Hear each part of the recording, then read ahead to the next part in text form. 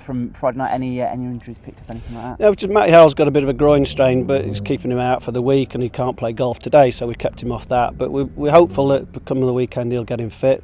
Ryan Brunt's obviously still nursing an ankle injury that he had previously, but that's part of an ongoing situation. So really, apart from that, we should be at a reasonable strength. And given the situation you find yourself in, sort of 9 points out of 9 games, is it now time for the players that are starting to get that match fitness to show what they're capable of? Yeah, and they'll do that. I'm pretty sure they'll do that. As you probably know, this week I've made 1 or 2 decisions on things, or 1 or 2 views on things, made them a little bit more public, and going with 1 or 2 players. So go on then, now go and state your claim for a regular place in the team. We've had to chop and change a little bit, but I'm looking now to stabilise that, maybe see if we can switch it around a little bit, see if we can get a new face in. But I've got to move 1 or 2 people around us to do that. So situations are happening, but they won't kind of happen overnight. We've got to be patient and work with it, but at the same time we've got to try and improve the league position. And there's an element of now there aren't any more excuses. It's a case of the players going out and doing their business now that they're out on the pitch. Yeah, it is. I've been patient with them, I think, and the supporters have been patient with them, but we want a bit more now. We want to push it on and see if we can take it on.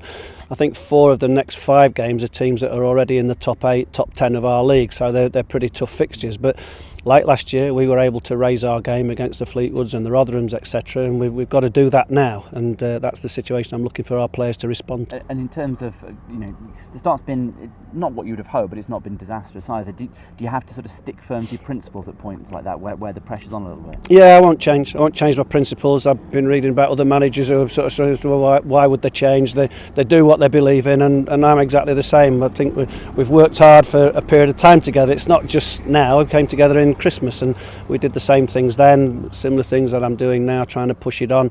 So players like Tom Lockyer have emerged through it. John Joe O'Toole's become a regular rather than a lone player. So things have happened, and we've got to make them happen a bit more now. Now's the time to push on, like I've said.